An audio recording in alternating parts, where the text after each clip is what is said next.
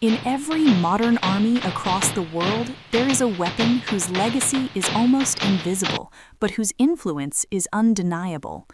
It does not appear in textbooks as a grand invention. It does not have ornate ceremonial displays. It is not celebrated in parades. Yet, in every corner of the globe, from NATO bases in Europe to jungle outposts in Southeast Asia, the same concept dominates: the general-purpose machine gun. And it all began with one weapon, a simple, brutal, inexpensive German design that cost less than $100 to produce. It was a machine gun that defied expectations, not because it was the most accurate, not because it was beautifully engineered in the traditional sense, not because it was especially deadly in a single burst. Its genius was in its simplicity, its adaptability, and its philosophy. It was a weapon designed to do everything and to be everywhere. It was a weapon that forced armies to rethink how they fought. And when the first bullets tore across the battlefield, soldiers realized immediately this was no ordinary firearm. The MG34 and its successor, the MG42, did not arrive in a vacuum. They emerged from necessity, from the ashes of defeat, from a nation constrained by treaties and desperation. Germany in the 1930s was still reeling from the humiliations of the First World War and the Treaty of Versailles. Tanks had been banned, artillery restricted, the Air Force non-existent. The nation's military planners understood one thing clearly: if Germany could not compete in sheer numbers or mass firepower, it would have to outthink its enemies. It would have to leverage strategy, mobility, and efficiency. And the MG34 became the embodiment of that approach. When the MG34 was introduced in 1934, it was revolutionary. For the first time, a single weapon could serve as both a light and heavy machine gun. Mounted on a bipod, it could move with infantry. Placed on a tripod, it could dominate defensive positions. It was air-cooled, belt-fed, and fast to produce. Every design decision was made with one goal: make the gun serve the soldier, not the other way around. And in practice, it did more than serve soldiers. It dominated entire battlefields. By the time the Second World War erupted, the MG34 was already a symbol of a new kind of warfare. Armies would soon realize that traditional tactics, lines of riflemen, defensive bunkers, massed artillery, were insufficient against squads centered around a machine gun. A single well-placed MG could halt an attack, pin hundreds of men, and control territory far beyond its range. And this was just the beginning. The MG34's successor, the MG42, would push this concept even further. It was faster. It was cheaper. It was terrifying. It fired more than 1,000 rounds per minute, producing a sound that Allied soldiers would call Hitler's buzzsaw. It is almost impossible to overstate the psychological impact of these weapons.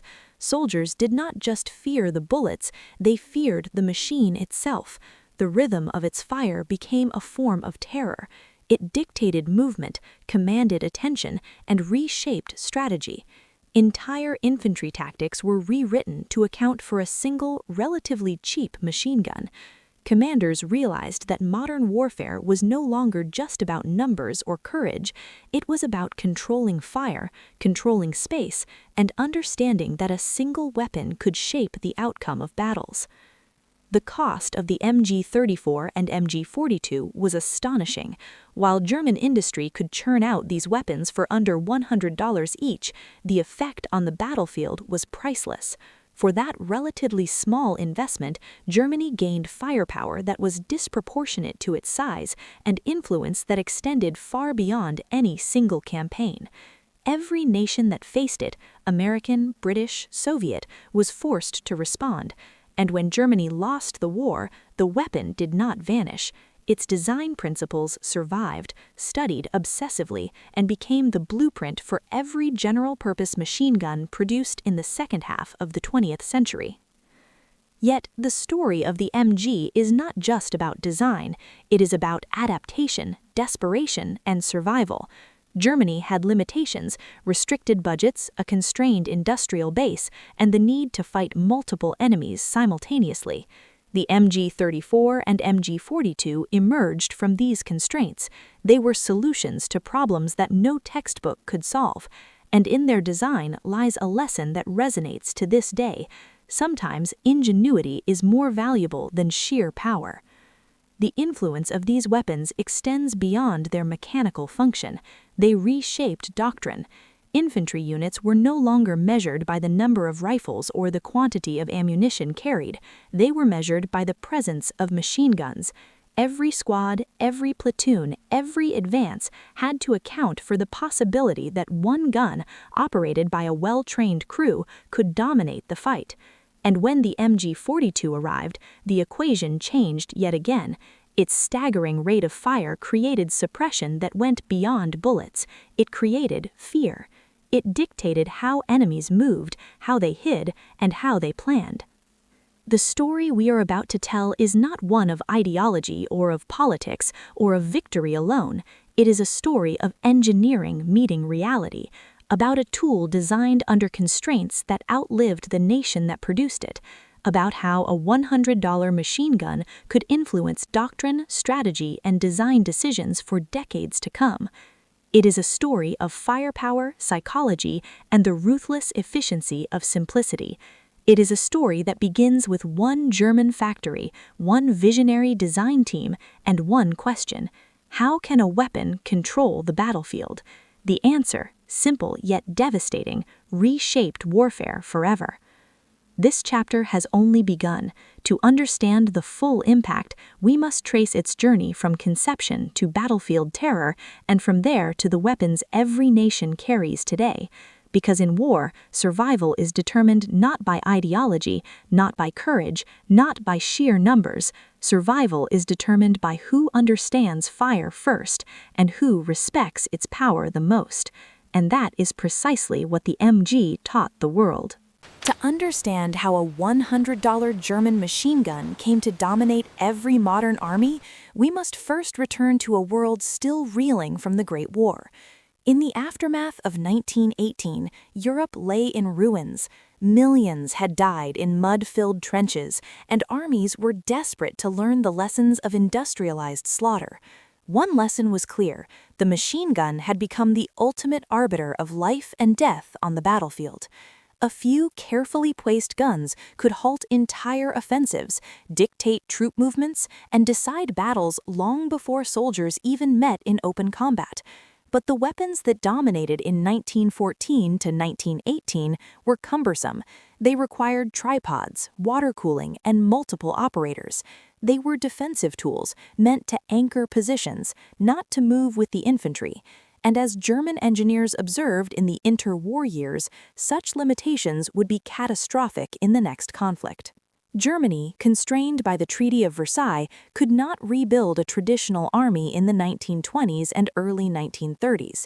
Tanks were banned, heavy artillery restricted, and yet military theorists in Berlin were determined to learn from the past. They studied every battle, every report, every piece of equipment. The conclusion was radical. The battlefield of the future would not be static. It would be fast. It would require mobility, flexibility, and decisive firepower. Infantry squads could no longer rely solely on rifles and artillery support. They needed a weapon that could dominate any engagement, anywhere, at any time. It was here, in this climate of restriction and ingenuity, that the concept of the general-purpose machine gun emerged. The idea was deceptively simple: one weapon capable of multiple roles. It could be a light machine gun mounted on a bipod, moving with advancing infantry. It could be a heavy machine gun on a tripod, defending a hill, a village, or a strategic road. It could fire from the ground, a vehicle, or even an aircraft. This single design principle promised to revolutionize combat, but executing it was far from simple. The engineers tasked with the job faced a paradox. The weapon had to be both robust and mobile, powerful yet light, cost-effective yet lethal. By 1934, Germany unveiled the MG34. It was the first machine gun designed to embody flexibility as doctrine, rather than as an afterthought. Belt-fed, air-cooled, and with a rate of fire that could adapt to battlefield needs, it was unlike anything armies had seen. Infantry squads were suddenly organized around the machine gun rather than the rifle. Soldiers were trained to move with it, fight with it, and rely on it for survival. The MG-34 reshaped tactics at the squad level, and its influence would only grow as the Second World War approached. Yet the MG-34 was not perfect. It was expensive to produce, time-consuming to assemble, and required meticulous maintenance. In peacetime, these flaws could be managed, but by 1939, as Germany invaded Poland and then France, the demands of total war exposed the limitations of even the most brilliant engineering. Factories had to produce thousands of weapons, soldiers had to maintain them in extreme conditions, and supply lines had to feed endless belts of ammunition. Engineers knew they needed a faster, simpler solution if Germany was to sustain a war across multiple fronts. This need led directly to the MG42. Introduced in 1942, it was a product of urgency, efficiency, and ruthless pragmatism. Every component was simplified. Stamped metal replaced precision machining. Cost dropped to roughly $100 per weapon, a fraction of what most armies spent on comparable machine guns. But the real genius lay not in savings, but in design philosophy. The MG42 fired 1,200 rounds per minute, a staggering rate of fire that created what Allied soldiers called a buzzsaw of destruction. The sound alone could freeze advancing troops. In combat, the MG42 did not just kill, it dominated the battlefield psychologically. Entire platoons were pinned by its relentless roar, forced to adapt or die. To understand why this weapon changed everything, we must look at how it forced armies to rethink doctrine. Traditional machine guns required teams, careful positioning, and support. The MG42 required a different mindset: firepower concentrated, movement coordinated, and suppression maximized. Infantry units reorganized around the gun, not around artillery. Commanders who had once relied on massed rifles were confronted with a new reality. One weapon could dictate the flow of combat. Entire strategies had to account for it. The ripple effect was immediate. The Allied armies were forced to adapt or face devastating losses. American and British infantry had to rethink squad organization, tactical movement, and how they trained soldiers for suppression, counterfire, and rapid maneuver. Soviet forces, too, recognized the MG42's potential and incorporated its principles into their PK machine gun and other designs. Even after Germany's defeat, the philosophy endured. It was no longer about nationality, politics, or ideology. It was about pure battlefield logic. The MG42 proved that speed, simplicity, and firepower often outweighed accuracy or elegance. The story of the MG is also a story of industrial innovation. Germany understood that victory in modern warfare required not just brilliant soldiers, but brilliant supply chains. Factories could not afford downtime. Soldiers could not wait for perfection. The MG34 and MG42 were optimized for both. Maintenance could be performed quickly, parts were interchangeable, ammunition belts could feed endlessly. The design philosophy spread rapidly, and after the war, engineers across the globe examined captured weapons to replicate this efficiency. What was learned from Germany's $100 machine gun became the backbone of infantry firepower for generations. By the time the war ended in 1945, the MG34 and MG42 had not only influenced battlefield outcomes, they had influenced the very way armies thought about infantry combat. One weapon proved that mobility, adaptability, and concentrated firepower outperformed sheer numbers or static defense. It forced a rethink at every level of command, from squad leaders to generals. It reshaped doctrine, and its impact is still felt in every modern military. This chapter is about context, about understanding why a seemingly simple German machine gun became the blueprint for every post-war army. It is about grasping how constraints, ingenuity, and battlefield necessity intersected to create a weapon that transcended national boundaries. It is about seeing that in war, ideas often matter more than victories, and that innovation can outlive empires. As we move into the next chapter, we will witness these principles in action. We will follow the MG42 as it terrifies Allied infantry, dictates tactical decisions, and forces entire armies to adapt in real time. We will see how a $100 weapon created panic, reshaped doctrine, and left an indelible mark on the history of warfare. Because this is not just a story about guns, it is a story about the weapon that changed how wars are fought and how one nation's ingenuity created a template that no army, no matter where, could not ignore. By 1942, the MG42 had arrived on battlefields across Europe, North Africa, and the Eastern Front. Its reputation preceded it. Allied soldiers quickly learned that the weapon was not simply a gun, it was a psychological instrument of war. It was designed to dominate, to suppress, to dictate movement. Entire infantry attacks could be frozen in place under its unrelenting roar. One burst could pin down dozens of men, and at 1,200 rounds per minute, it produced a sound unlike any other. American troops called it the Hitler's buzzsaw. British soldiers described it as a chainsaw with bullets. The MG42 did not just fire, it commanded, controlled, and terrified. The weapon was cheap, light, and astonishingly easy to produce. While Allied machine guns required intricate machining and careful assembly, the MG42 was stamped, mass-produced, and cost roughly $100 per unit. That price belied its impact. For Germany, it was a force multiplier of unprecedented scale. One squad equipped with the MG42 could hold ground against 2 or 3 times its number of attackers. And, unlike traditional heavy machine guns, it could move with infantry, adjust fire quickly, and maintain suppression with minimal downtime. Every soldier in the squad was trained to coordinate around it. Rifles existed to protect the machine gun. Grenades and mortars existed to clear fields for it.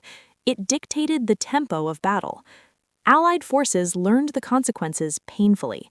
In North Africa, American infantry advancing on German positions were cut down before reaching cover. In Italy, British soldiers crouched behind crumbling walls while MG42s from German bunkers poured fire into every possible approach. On the Eastern Front, Soviet troops learned that frontal assaults against well-positioned MGs were suicidal. Units that underestimated the weapon's rate of fire or the skill of the crew often suffered catastrophic casualties within minutes. The MG42 did not discriminate. It punished inexperience, hesitation, and poor tactics. The weapon's brilliance was not in accuracy. It was in suppression. A single MG42 could fire 50 rounds in less than 3 seconds, forcing enemies to take cover and halting attacks before they could begin. The human reaction to the weapon amplified its effectiveness. Soldiers could not react fast enough. Every movement was dangerous. Every open position became a death trap. The MG42 forced opponents to respect space, terrain, and timing in a way no other weapon of the era could. But the MG's influence went beyond the battlefield. It shaped doctrine. German infantry squads were organized differently than any other army. They centered around the machine gun. Riflemen, submachine gunners, and support troops existed to maximize the MG's effectiveness. This was a reversal of traditional thinking, where machine guns were often secondary support to rifle-heavy squads. Here, everything revolved around the machine gun, its mobility, and its ability to control fire. The psychological effect was equally devastating. Allied soldiers reported sleepless nights, terror on approach, and hesitation in combat situations they would normally charge into. We could hear it before we saw it. It sounded like 1,000 bullets tearing through the air. You knew it would get you if you moved wrong. Fear became an invisible barrier on top of the physical one. Troops hesitated, tactics faltered, and casualties mounted. In response, Allied engineers tried to match or counter the German weapon. American 1919 Browning machine guns were reliable, but slow to replace barrels and limited in rate of fire. British Vickers guns were water-cooled and accurate, but heavy and immobile. Every attempt to counter the MG42 highlighted a central truth. Germany had solved the tactical problem of infantry firepower, and the rest of the world had yet to catch up. Even in training, the weapon forced a rethink. Young German soldiers learned to operate in squads, coordinating suppressive fire, covering advances, and maximizing every burst. Troops were drilled to exploit terrain, synchronize movements, and maintain continuous fire. The MG42 created a feedback loop. The more it was trained with, the deadlier it became, and the faster its doctrine evolved. On the front lines, this translated into horrifying effectiveness. During battles such as Monte Cassino, Normandy, and Kursk, Allied soldiers found themselves pinned, flanked, and systematically neutralized. Casualty reports from single engagements showed disproportionate losses in attacks against positions defended primarily by MG42s. In many cases, the weapon's speed of fire, combined with its psychological impact, caused entire assaults to falter before they even engaged in direct combat. Yet the weapon's genius also lay in its industrial design. The MG42 was simple to assemble and maintain under battlefield conditions. Soldiers could swap barrels in seconds, belts could feed continuously, and spare parts were interchangeable across units. Unlike cumbersome, expensive machine guns used by other armies, the MG42 did not require elite crews or specialists. Training time was minimal relative to its potential impact. Even green recruits could unleash its destructive power effectively, provided they understood positioning and coordination. The MG42 became more than a weapon. It became a symbol of tactical supremacy. Soldiers understood that survival depended not just on bravery, but on respecting fire, movement, and positioning. Entire doctrines were rewritten as armies scrambled to develop tactics to suppress, flank, or destroy these machine guns. Yet every countermeasure only reinforced the lesson. A simple, inexpensive, and brutal weapon could dominate the most sophisticated armies if properly deployed. This chapter is about the moment when a $100 gun became more than metal and mechanics. It became an instrument of control, shaping the lives and deaths of thousands. It was not perfect. It burned barrels, it required belts of ammunition, it depended on training and coordination. But combined with doctrine, speed, and psychological terror, it became unstoppable. And the world took notice. By the end of 1942, it was clear Germany had created a template. The MG42's combination of cheap production, high rate of fire, and tactical integration forced every opposing army to rethink weapons design and infantry tactics. Its influence would outlast Germany itself. The story of the $100 German machine gun was no longer just about a single weapon. It was about the evolution of warfare. It demonstrated how innovation, economy, and tactical genius could create a force multiplier that eclipsed sheer numbers. It taught the world that one brilliant design could dominate decades of combat. And in the next chapter, we will explore the unexpected consequences, the deadly mistakes, and the global adoption of this weapon, how it changed the rules of engagement, and set the stage for every modern army. By 1943, the MG42 had already cemented its reputation as one of the most fearsome weapons of the Second World War. But what makes this story truly astonishing is not its rate of fire, nor its economy of production. It is the unexpected consequences of a weapon that changed not just battlefields, but entire armies, doctrines, and even the psychology of soldiers. What Germany intended as a tactical solution, a simple, flexible, devastatingly effective machine gun, became a global phenomenon, a blueprint for warfare that no nation could ignore, and a silent architect of fear that outlived its creators. The first consequence was psychological. Allied troops were unprepared for the sheer intensity of sustained fire. One burst from an MG42 could pin an entire platoon in place for minutes. It forced soldiers to rethink movement, cover, and even instinct. Traditional bravery, charging forward, advancing under fire, was no longer sufficient. Hesitation could be fatal, but rash action could be worse.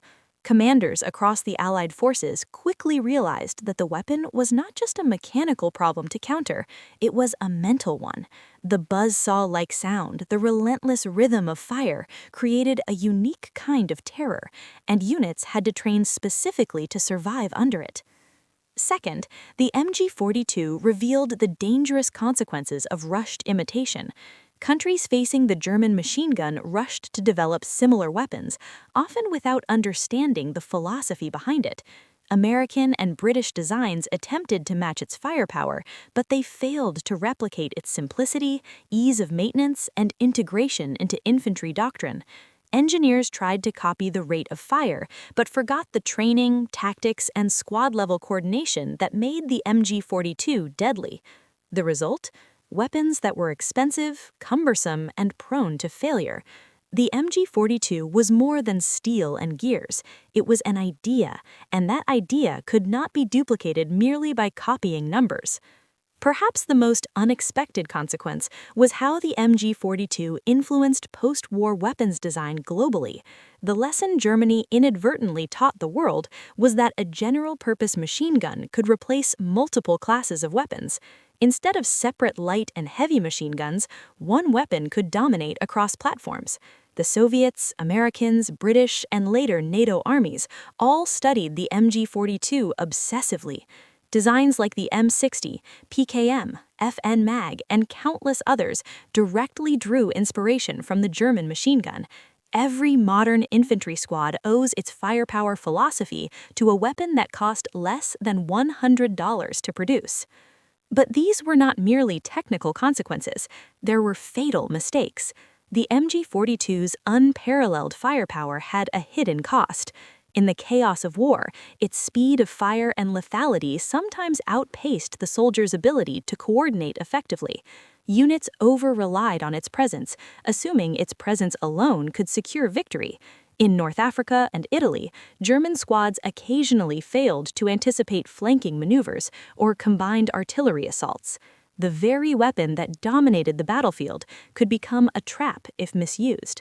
In some cases, overconfidence in the MG42 led to disastrous losses, proving that even the most advanced technology is only as effective as the human minds using it. The MG42 also reshaped tactical thinking on a global scale. Commanders now had to train their troops to account for machine gun dominance before engagement. Entire doctrines were rewritten to include suppression, flanking, smoke cover, and indirect fire. The notion of massed infantry charges without support became obsolete. The weapon forced a rethink of terrain control, urban combat, and even combined arms operations. By the end of the war, it was clear one weapon could force entire armies to evolve or face annihilation. There was also a human cost. Soldiers who faced MG42 fire often described a surreal combination of awe and terror. Some called it a living machine, a presence that seemed almost intelligent in its targeting. The casualties were horrific. Entire squads could be suppressed and destroyed before reinforcements could arrive. And yet, in a paradoxical way, the weapon spared lives in certain contexts. When units recognized its dominance, they avoided suicidal attacks and adapted strategies, learning the harsh lessons of firepower respect. The final twist is perhaps the most ironic. Germany had created this weapon as a solution to limited resources, a cheap, versatile machine gun to overcome logistical constraints and tactical deficiencies.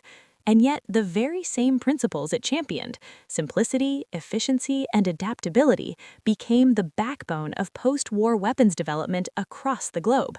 America, Britain, the Soviet Union, and later NATO armies all studied the MG42 obsessively. The $100 German machine gun not only dominated World War II, it quietly became a template for every nation that sought infantry superiority for decades to come. Even decades after the last MG42 left service, its shadow remained. Urban conflicts, jungle warfare, and mechanized operations all drew lessons from this weapon. Its influence extended beyond guns themselves. It shaped training, tactics, squad composition, and battlefield psychology. Nations realized that firepower and adaptability could outweigh sheer numbers. One simple idea, a machine gun designed for versatility and economy, reshaped global warfare. And yet, the story of the MG42 is also a cautionary tale. It demonstrates how innovation can have unforeseen consequences. Weapons that dominate can create overconfidence. Doctrines built around a single advantage may fail when conditions change. The very brilliance of the MG42 forced armies to adapt, but it also taught them humility. Every future weapons program learned this lesson. Power without understanding is dangerous. By the end of World War II, the MG42 had done more than kill or suppress. It had reshaped doctrines, rewritten tactical manuals, and forced armies to rethink everything they knew about infantry combat. It was a weapon that transcended its material, becoming a symbol of efficiency, fear, and adaptation.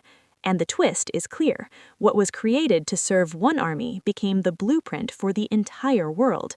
Every squad, every platoon, every army that came after learned from this one machine. This chapter shows us that war is unpredictable. The most brilliant invention can create consequences far beyond what its designers intended. The MG42 did not merely win battles, it transformed warfare itself. And its legacy would not end with the fall of the Third Reich. It would persist, shaping global military thinking, doctrine, and design for decades to come. In the next chapter, we will see the final impact of the $100 machine gun, how nations took what they learned from Germany, applied it to their own arsenals, and how the psychological, tactical, and industrial lessons continue to influence warfare even today. By the closing years of World War II, the $100 German machine gun, the MG42, had carved its legend across every theater it touched. Its influence extended far beyond the immediate battlefield. What began as a solution to Germany's need for a cheap, flexible, high-rate-of-fire weapon had evolved into something much more profound, a global template for modern warfare. Yet the MG42's story is not simply one of mechanical brilliance. It is a story of strategy, psychology, industrial ingenuity, and the unforeseen consequences of innovation unleashed under the pressures of total war. For the Allied forces, the MG42 was a revelation that inspired fear, frustration, and urgency in equal measure. Soldiers across Europe, North Africa, and the Pacific could not escape the distinctive buzzsaw sound that preceded death. One burst could pin an entire platoon in place. 2 bursts could annihilate it. The psychological impact was immense. Entire infantry attacks ground to a halt under its suppressive fire, while the machine gun's mere presence dictated every movement on the battlefield. Veterans later recalled that hearing it from a distance felt almost supernatural, as if the weapon itself could anticipate their actions. Hesitation was fatal, and aggression often fatal as well. Survival required discipline, strategy, and nerves of steel. Yet the MG42's true genius was not merely psychological, it was industrial and tactical. Its construction was astonishingly simple. Using stamped metal parts instead of hand-machined components, it could be produced quickly and cheaply.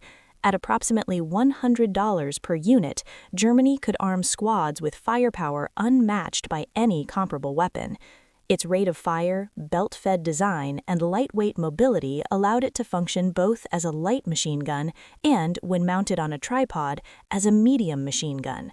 This versatility enabled German infantry to center their tactics around the MG42, building squads, platoons, and even battalion doctrines that leveraged its power.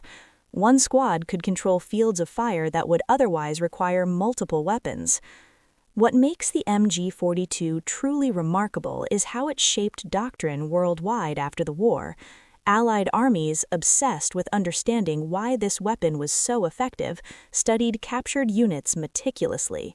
American, British, Soviet, and later NATO military engineers dissected every component, every barrel, every spring, and every belt feed mechanism. They realized that the MG42 was more than metal. It was a philosophy of war. The Germans had solved a problem that countless nations were only beginning to understand: how to create a machine that could dominate the battlefield while remaining easy to produce, maintain, and deploy. But this story also carries a cautionary note. The MG42's brilliance came with vulnerabilities that could, and occasionally did, be exploited. Despite its firepower, mobility, and suppressive potential, German units occasionally over-relied on it.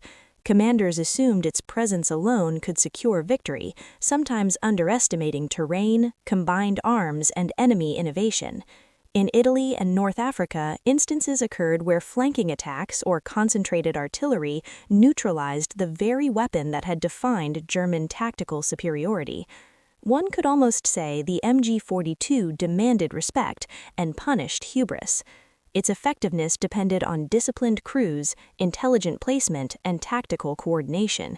Misuse could be catastrophic. The psychological dimension of the MG42 was equally enduring. Allied soldiers consistently described it as a living presence, a weapon that seems to anticipate their movements. Its distinctive staccato buzzsaw sound created terror before it could claim lives. Troops often froze under fire, pinned to cover by the relentless rhythm of its discharge.